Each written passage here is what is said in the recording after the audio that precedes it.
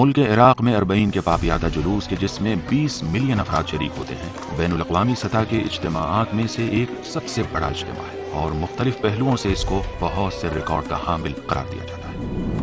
اعداد و شمار کے مطابق عراق کی آدھی آبادی اور تقریباً اس ملک کے تمام شیعہ اس موقع پر موجود ہوتے ہیں اور 4 ملین سے زیادہ افراد جو دنیا کی 70 قوموں سے تعلق رکھتے ہیں وہ بھی اربعین کے اس پاپیادہ جلوس میں شرکت کے لیے عراق کا سفر کرتے ہیں۔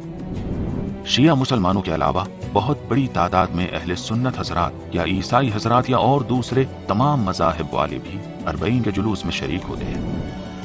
اربعین کا جلوس دنیا کا سب سے بڑا جلوس ہے۔ وہ تمام راستے کے جہاں سے لوگ چل کر پاپیادہ شہر کربلا پہنچتے ہیں تقریباً 2000 کلومیٹر اور ان لمبی مسافتوں کو طے کرنے میں 3 سے لے کر 20 دن تک صرف ہو جاتے ہیں۔ اور دلچسپ بات یہ کہ یہ پیدل جلوس پورے خاندان والوں کے ساتھ انجام پاتا ہے جس میں عمر وغیرہ کی بھی کوئی محدودیت نہیں ہوتی۔ اربعین کا اہتمام اور میزبانی کرنے والے عوام ہیں۔ عراق کی حکومت صرف سہولیات کی فراہمی، نظم و ضبط اور امن و تحفظ کے معاملات کی ذمہ دار ہوتی ہے۔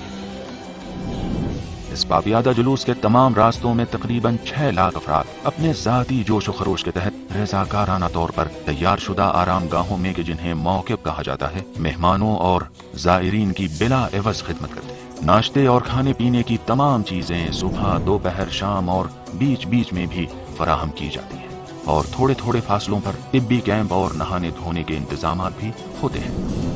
یہ تمام خدمات جو رضاکارانہ طور پر لوگ انجام دیتے ہیں صرف عراقی نہیں ہوتے بلکہ ایران، ہندوستان، پاکستان اور دیگر قرب و جوار کے ممالک کے بڑے بڑے خیام جگہ جگہ راستے میں نظر آتے ہیں۔ عراق کے بہت سے لوگ اپنی قدیم روایتوں کے مطابق اپنے گھر اور بستر سب کچھ مہمانوں کے حوالے کر دیتے ہیں۔ ان کا ماننا ہے کہ امام حسین علیہ السلام کے زائرین کا گھروں میں استقبال برکت کا باعث ہوتا ہے۔